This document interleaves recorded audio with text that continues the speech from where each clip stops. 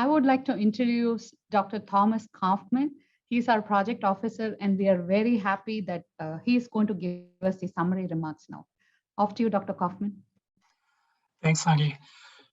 Hi, hello, everyone.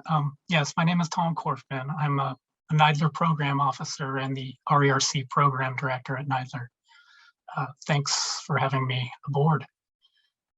I think I'd first like to acknowledge the RERC team for their fantastic work and presentations. It's all quite very impressive. I'd just like to note a couple things that really stood out to me today.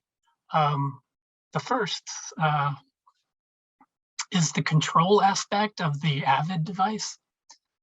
The power augmentation for those with asymmetrical force production and the interlimb coupling processes is incredible and very interesting work. And just an aside, this type of control may be a nice advancement in power assist wheelchair hubs, a sort of slip differential or positive traction for wheelchair users with asymmetrical strength. Another piece that stood out was the work on the standards. I think this was Stephanie and Beth. The fitness equipment manufacturers and facilities. It's an incredible and tenuous balancing act between the barriers and facilitators with standards, and it's very difficult to get them all on board, especially when you have voluntary standards. But thinking back on the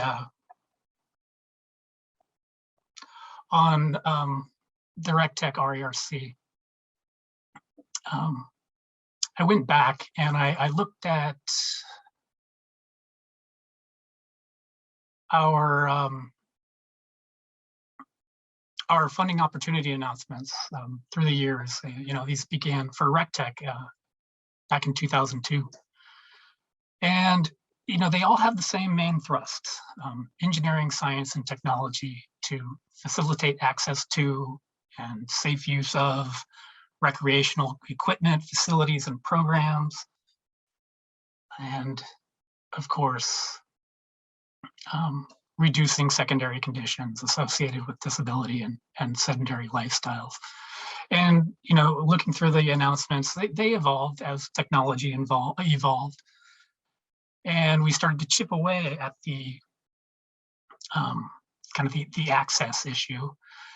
We branched out from, you know, just recreation to include physical activity, physical exercise, performance, endurance, energy expenditure. We didn't add sport, adapted sports, or leisure activities, but, you know, all of these terms are related and they convey health promoting activities and provide opportunities for physical activity and certainly socialization and all the other good aspects of just exercise in general and community exercise and inclusive exercise, which is our goal of the use of engineering and technology to promote health for people with disabilities. You know, exercise is medicine. And, you know, Jim and the RERC crew advanced this idea with the introduction of their own model, a strategic plan and vision, if you will. And, you know, it was kind of the access to participation, to adherence, to finally, hopefully advances in health and function. And of course, using technology to address these issues along the way. And we've heard many of these today, such as, you know, tele-exercise, gaming, virtual environments, and geotagging.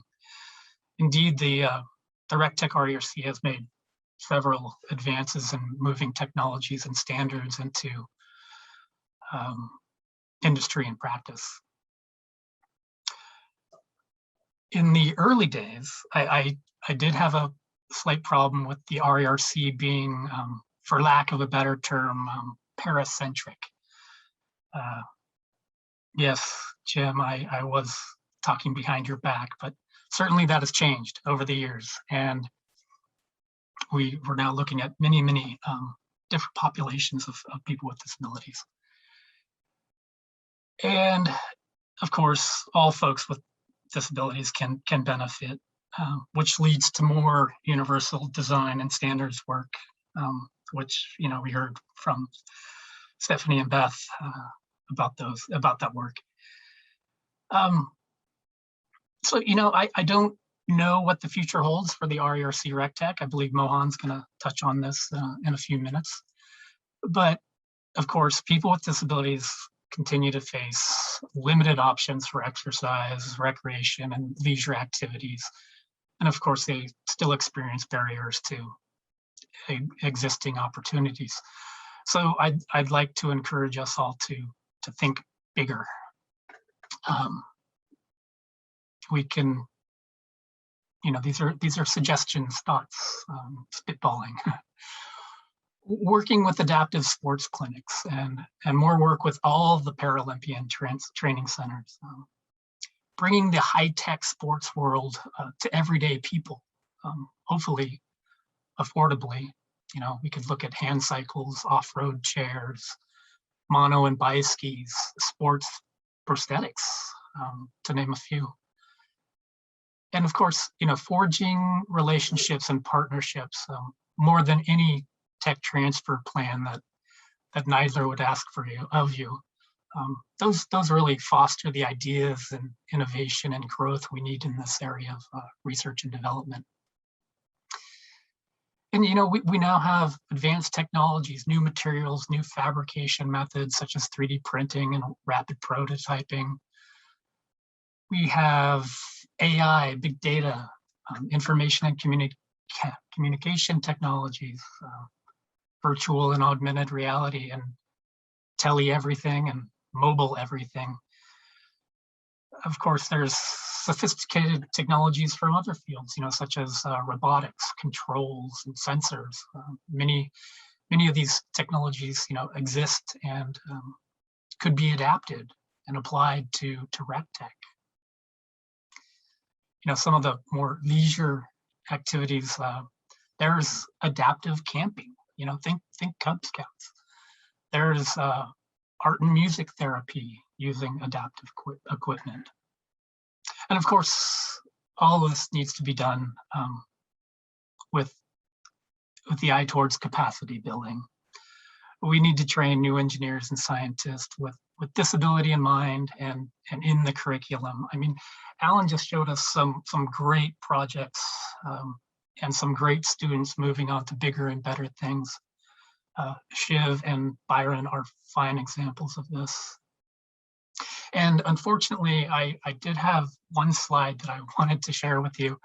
It's an old NIDLR slide, but it's still quite relevant. It basically shows technology encircling the main three NIDLR life domains, employment, participation in community living, and health and function. So picture that in your mind. It really is relevant, and it goes along well with what our NIDLR director, former Pratt's comments from earlier today. Technology can help all people with disabilities in every major life domain. And it's more than accessibility, it's accessing abilities. Technology can level the playing field and provide people with disabilities opportunities that were difficult or impossible just a few years ago. So I thank you for having me. I thank RECTech for the work that they've done and the advancements they've made over these many years. And I've been happy to be a part of it as a project officer for the RERC. And thank you for your time and attendance. Thank you so much, Dr. Kaufman. You provided very detailed insight and so many other inspiring ideas. And I want to truly apologize. We just now are looking at our emails and we see that you sent us a slide today. We three have been locked into this room and we have our emails closed. So we didn't realize that you had sent us a slide. Sorry about it. It's quite all right.